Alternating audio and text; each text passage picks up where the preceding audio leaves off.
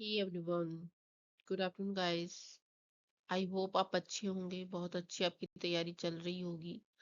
तो जो आज का जो हमारा टॉपिक है वो है विक्टोरियन एज। विक्टोरियन एज पे हम डिस्कस करेंगे। तो क्लास स्टार्ट करते हैं। तो ये कुछ विक्टोरियन लिटरेचर्स की पिक्चर्स हैं, जो फेमस राइटर्स हैं उनकी पिक्चर्स हैं ये। ठीक है, अब आते हैं हम मेन पॉइंट्स पे, यानी मेन टॉपिक्स पे। आज हम बात कर रहे हैं विक्टोरियन एज। विक्टोरियन एज की अगर हम बात करें टाइम पीरियड की, तो ये 1837 टू 1901 ये इसका टाइम पीरियड है। अगर हम बात करें इसके हिस्टोरिकल बैकग्राउंड के बारे में, कुछ डिस्कस कर लेते हैं बैकग्राउंड के बारे में। बैकग्राउंड में क्या क्या हो रहा था, तो जैसे इंडस्ट्रियल रेवोल्यूशन है उस टाइम पे, मतलब इंडस्ट्रियल रेवोल्यूशन का जो टाइम था उस टाइम पे, मतलब मशीन्स एंड फैक्ट्रीज का मतलब बहुत ज्यादा यूज बढ़ गया था।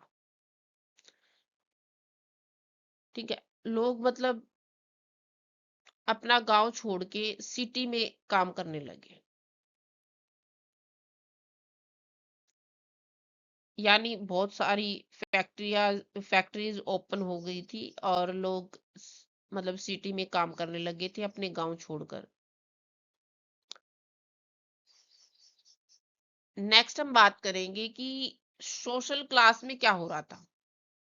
सोशल क्लास में क्या हो रहा था, सोशल क्लास में मतलब स्ट्रिक्टली डिवाइड किया गया, मतलब 3 पार्ट में उनको डिवाइड किया गया। जैसे upper class nobles, middle class businessman and working class को लेबर्स बोला जाता था।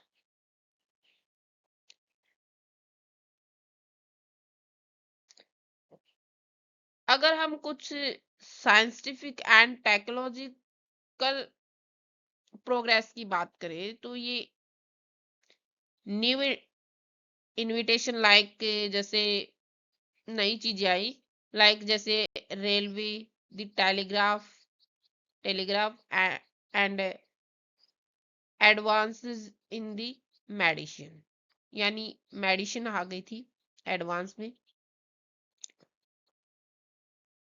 यानी उनका जो जो इनकी लाइफ है वो काफी चेंज हो गई थी।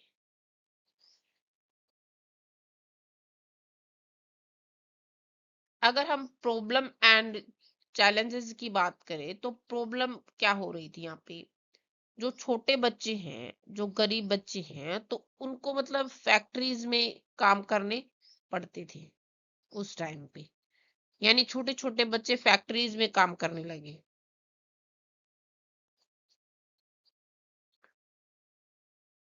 Okay, clear. ये है हिस्टोरिकल बैकग्राउंड के बारे में हमने डिस्कस की। एंड अब आ जाते हैं हम मेन पॉइंट पे। Victoria queen, queen Victoria,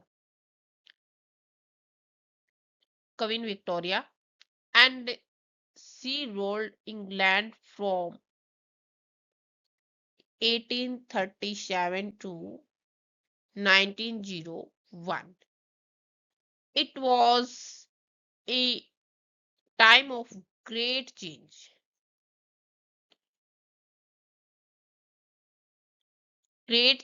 progress and problems। यानी क्या कह रहा है ये, क्वीन विक्टोरिया जो है उन्होंने मतलब काफी इंग्लैंड पर मतलब राज किया, और कुछ बड़े बड़े चेंजमेंट भी हुए। प्रोग्रेस एंड प्रॉब्लम्स का भी ये टाइम था। यहाँ पे मतलब थोड़ी प्रॉब्लम्स का भी टाइम था। एंड अगर हम इसके फुल नेम की बात करें, फुल नेम है इसका अलेक्जेंड्रिना। विक्टोरिया।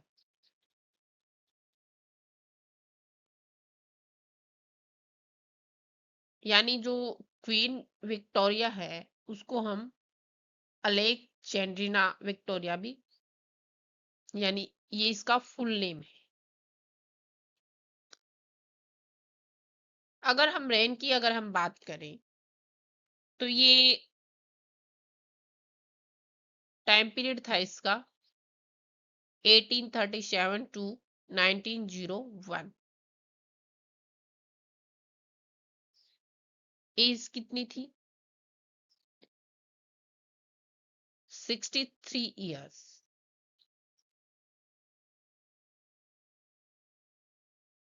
यानी ये 63 ईयर तक मतलब रहे। इनका जो मतलब बोलते हैं ना रेन मतलब शासन काल, इनका राज रहा 63 ईयर। बॉर्न की अगर हम बात करें, बॉर्न कब हुआ था, इनका जन्म कब हुआ,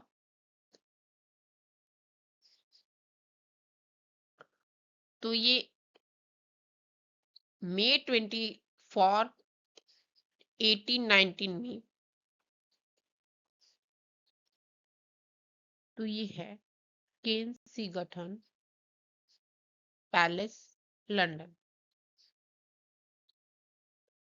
अगर हम इसकी डेथ की बात करें तो डेथ कब हुई थी? जनवरी जनवरी 22 1901।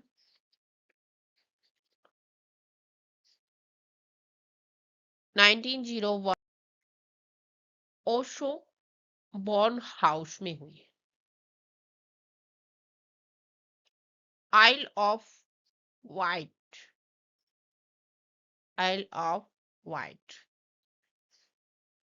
में हुआ इनका मतलब इनकी डेथ हुई। नेक्स्ट हम बात कर रहे हैं कॉन्सॉर्ट। कॉन्सॉर्ट कॉन्सॉर्ट की अगर हम बात करें तो ये प्रिंस अल्बर्ट, सेक्स, कॉगवर्क एंड को था।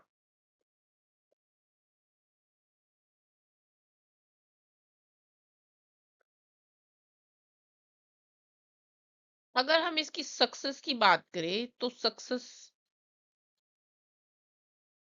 हुई जो किंग एडवर्ड हैं, किंग एडवर्ड 7 के बाद मतलब ये किंग बने, यानी राजा बने।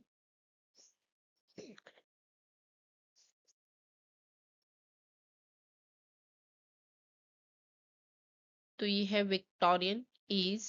नेक्स्ट हम इसके कुछ इस पे एक्सप्लेन करेंगे इसकी स्टोरी को। नेक्स्ट हम बात कर रहे हैं विक्टोरियन एज। यानी जो विक्टोरियन एज है उसमें काफी कुछ चेंजमेंट हुआ। जैसे एक ट्रांसफॉर्मेटिव पीरियड था ये।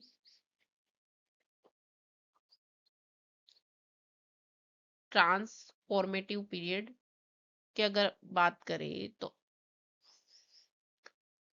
It was one of the most it was one of the most transformative period in history। यानी हिस्ट्री का जो ऐसा टाइम था जो मतलब दुनिया बहुत तेजी से बहुत चेंज हो रही थी, काफी मतलब प्रोग्रेस कर रही थी। इंडस्ट्रियल एंड पावर दोनों में मतलब ब्रिटेन बहुत प्रोग्रेस कर रहा था।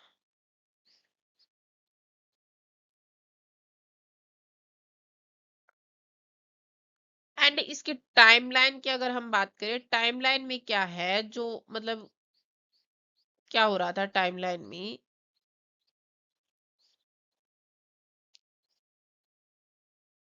ये है, ये फॉलो कर रही थी,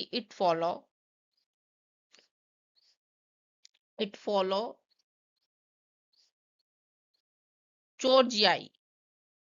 जॉर्जियाई का मतलब ये टाइम है, जॉर्जियाई के बाद, जॉर्जियाई के बाद किसका टाइम पीरियड था, जॉर्जिया के बाद हुआ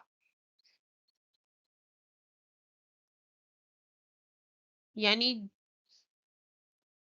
जॉर्जियाई टाइम के बाद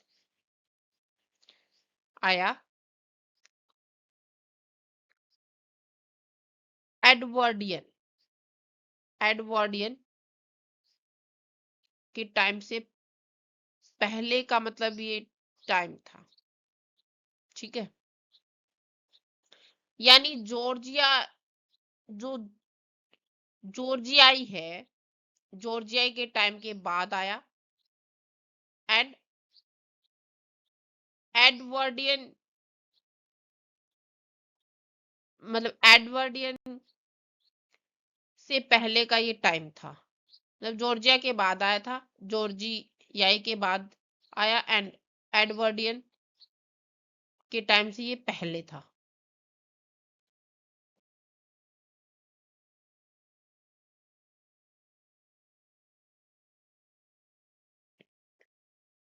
नेक्स्ट हम बात कर रहे हैं मेजर डेवलपमेंट, मतलब क्या क्या डेवलपमेंट्स हुए थे यहाँ पे।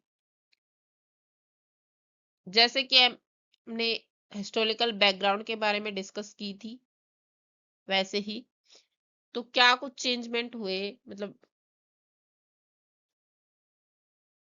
रेलवे, स्टीम पावर, इंडस्ट्रियल की बात कर रहे हैं हम, तो स्टीम पावर,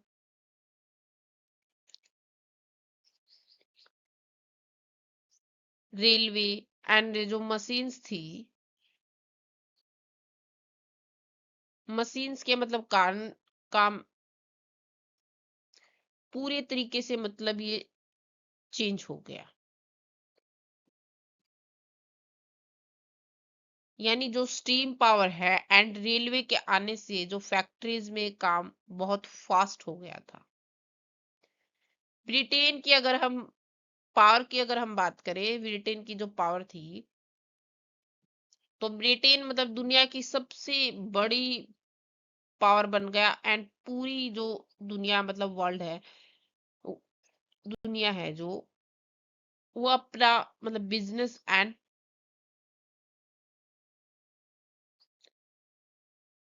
राज उन्होंने मतलब वहां फैलाया, यानी उनका राज हो गया, वो बिजनेस भी करने लगे और काफी कुछ मतलब उनमें बहुत सारी चीज मतलब बहुत पावरफुल हो बन गए थे वो।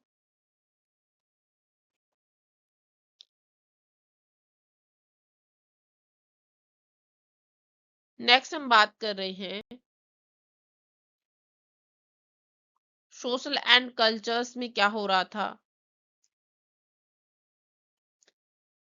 आई होप आपको ये समझ में आया होगा अच्छे से।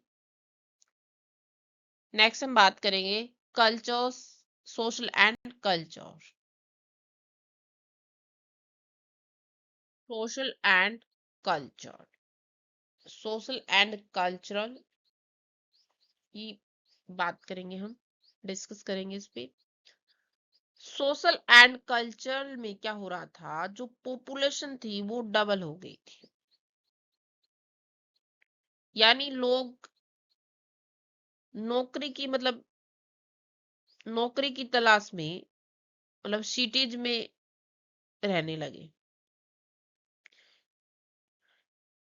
एंड अर्बन में क्या हो रहा था, अर्बन इसमें इंग्लैंड और जो वेल्स है, इंग्लैंड एंड वेल्स,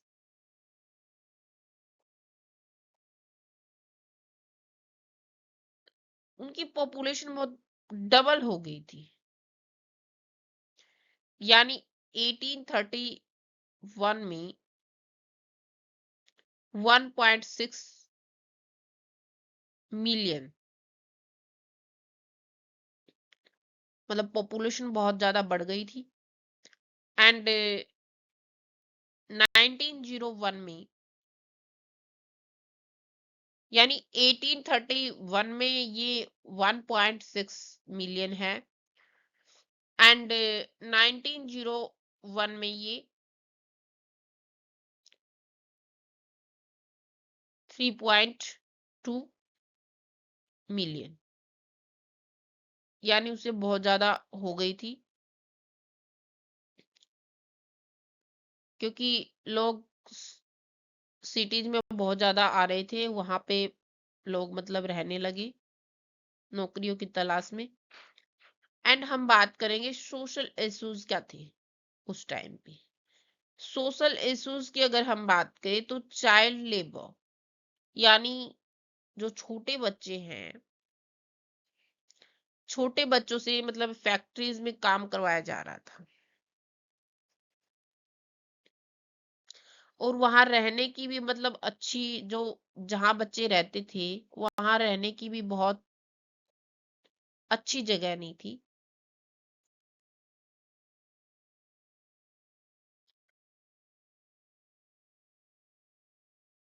नेक्स्ट हम बात कर रहे हैं रिफॉर्म्स। रिफॉर्म्स की अगर हम बात करें तो वक्त के मतलब वक्त के साथ मतलब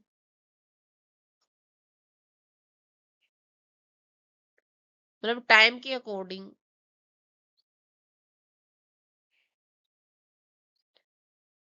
बहुत कुछ मतलब चेंज हुआ, यानी जो धीरे धीरे मतलब लेबर जो कानून है, यानी जो एजुकेशन है और जो साफ सफाइयाँ थी मतलब उनमें काफी सुधार किया गया, यानी उनको अच्छा बनाया गया थोड़ा। नेक्स्ट हम बात कर रहे हैं intellectuals and artistic. Intellectuals artistic, यानी जो विक्टोरियन लिटरेचर्स है,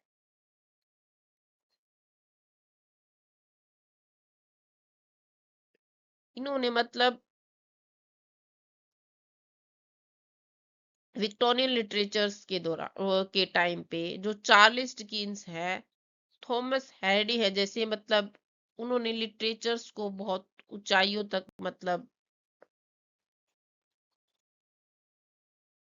पहुंचाया। ठीक है, अगर हम साइंस एंड टेक्नोलॉजी की बात करें, जैसे कि हमने हिस्टोरिकल बैकग्राउंड में बात की थी, साइंस ने लोगों की मतलब काफी कुछ थिंकिंग है वो उसको चेंज कर दिया।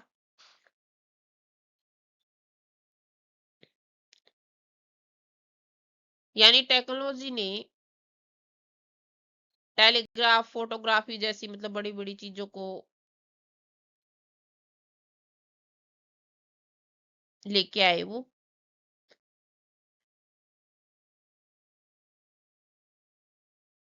अगर रिलीजन की अगर हम बात करें, रिलीजन मॉरलिटी के बारे में अगर हम बात करें, तो लोग उस टाइम पे मतलब काफी वैल्यूज थी एंड फैमिलीज को काफी मतलब मानते थे वो।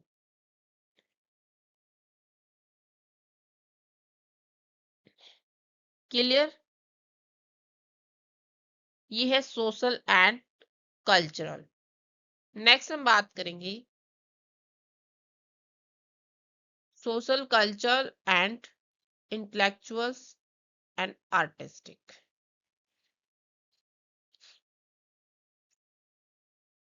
नेक्स्ट हम बात करेंगे major writers of the Victorian as.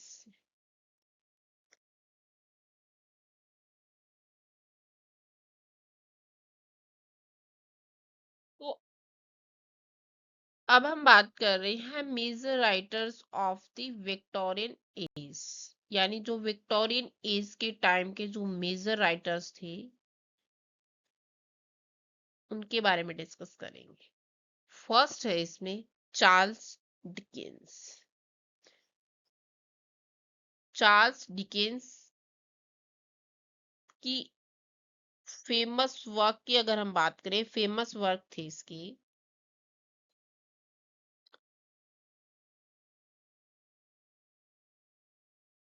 Oliver twist. First है इसका ओलिवर ट्विस्ट, सेकंड है डेविड कॉपरफील्ड, एंड थर्ड है जो काफी मतलब काफी यहाँ से क्वेश्चन पूछे जाते हैं, जैसे ओलिवर ट्विस्ट से, कॉपरफील्ड से, एक्सपेक्टेशंस, एक्सपेक्टेशंस, ग्रेट एक्सपेक्टेशंस, यानी इसका मीनिंग है बड़ी उम्मीदें। नेक्स्ट है a tale of two cities.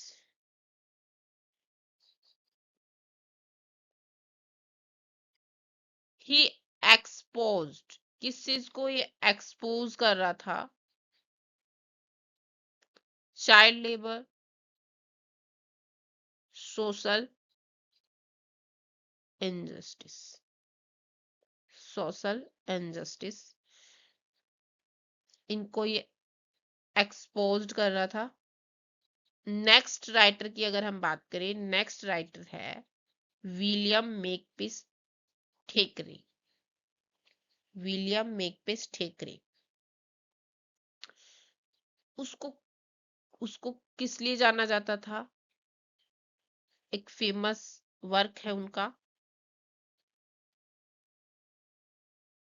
Vanity fair. Vanity fair ये फेमस हुए इसके लिए।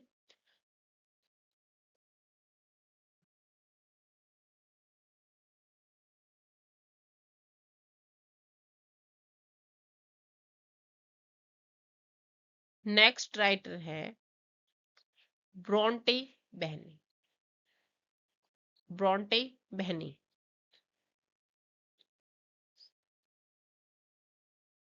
इनके जो वर्क हैं वो है जेन एयर। किस चीज को एक्सप्लॉयड कर रही है ये? Female independence and morality. Next है Emily Bronte. Emily Brontë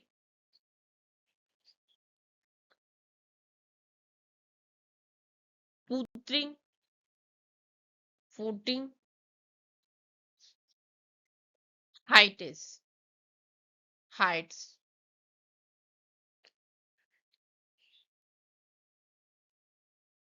बुद्रिंग heights develop into,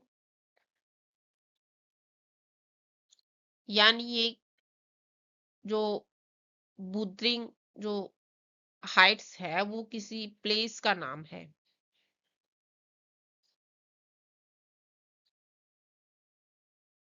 यानी जहां बहुत तेज हवा चलती है। नेक्स्ट राइटर है Anne Bronte. Anne prompt,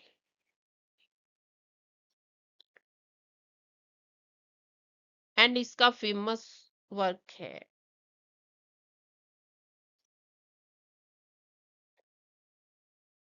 the tenant of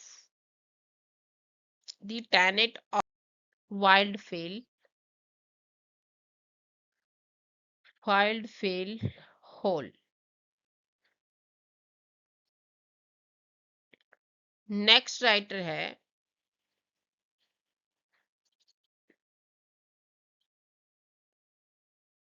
George Eliot.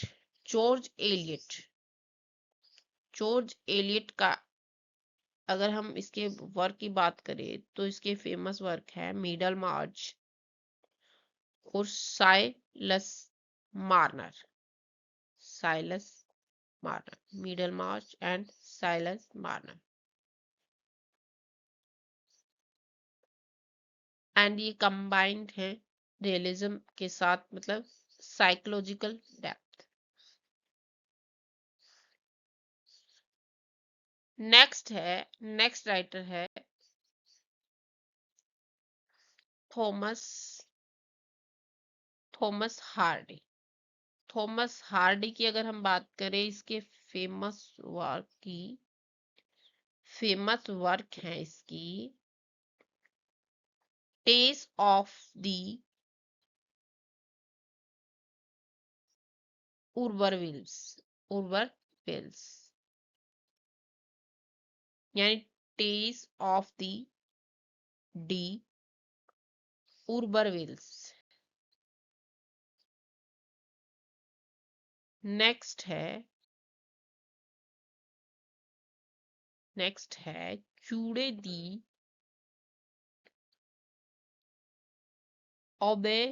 ओबेस्क्योर। जूड़े दी ओबेस्क्योर से मतलब बहुत ज्यादा क्वेश्चन पूछे जाते हैं। इसका मतलब होता है गुमनाम, जिसका कोई नाम नहीं जानता हो, मतलब। एलिजाबेथ। नेक्स्ट है Elizabeth Gaskell. Elizabeth Gaskell, North and South. Next है मैरी बार्टन। इसमें क्या दिखाया गया है? इंडस्ट्रियल लाइफ और क्लास कॉन्फ्लिक्ट।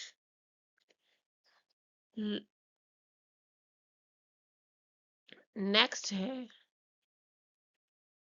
Louis carol.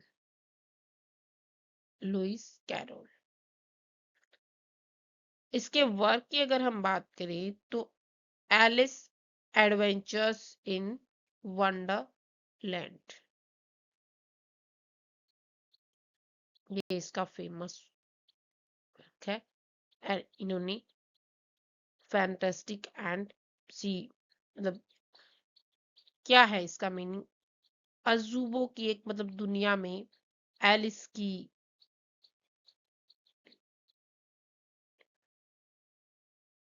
यानी एलिस के जो कारनामे हैं उसके बारे में। नेक्स्ट हम इसके इंपॉर्टेंट पोएट्स की बात करेंगे।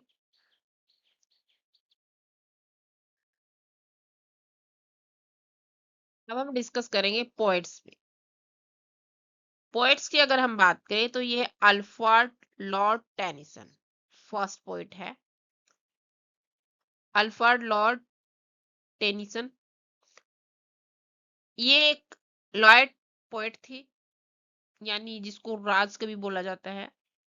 एंड इसके वर्क की अगर हम बात करें, फर्स्ट वर्क है इसका इन मेमोरियम।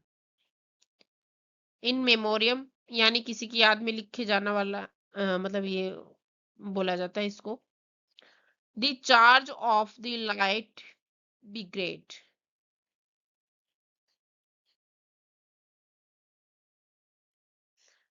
ये भी इसकी मतलब काफी फेमस पोएम थी। सेकंड पोएट है रॉबर्ट ब्राउनिंग। मतलब एक ड्रामेटिक थे।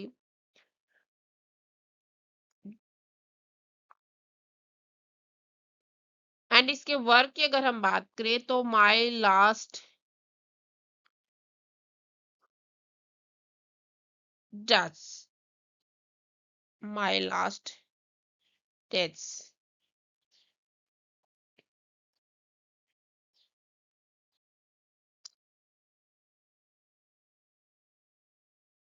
नेक्स्ट पोएट है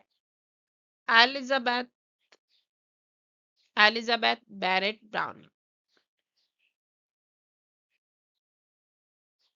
ये अपनी मतलब लव पोएम के लिए मतलब फेमस थी, यानी ये लव पोएम लिखती थी। Sonnets from no sonnets from form the, ये है sonnets from Portuguese, celebrated love, यानी ये लव एंड जैसे जुनून की बात मतलब की गई है यहाँ पे।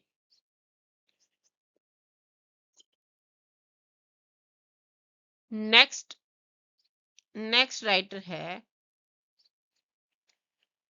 Matthew Arnold. मैथ्यू अर्नोल्ड की मतलब जो फेमस वर्क है वो है डॉवर विच। क्या है? डॉवर विच रिफ्लेक्ट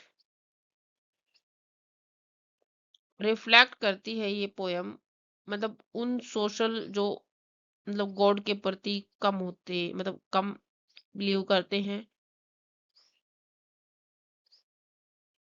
यानी उनको एक मैसेज दिखाया गया है ये। नेक्स्ट है दांते गैब्रियल, दांते गैब्रियल रोसेट, दांते गैब्रियल रोसेट।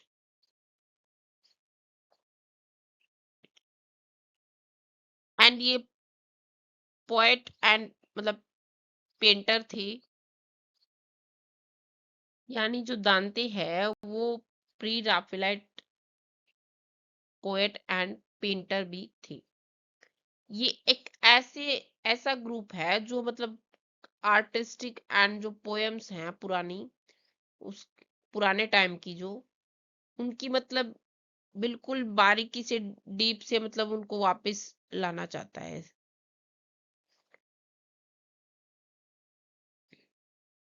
ठीक है, तो आज की क्लास यहीं तक थी। कल फिर मिलते हैं 12 बजे।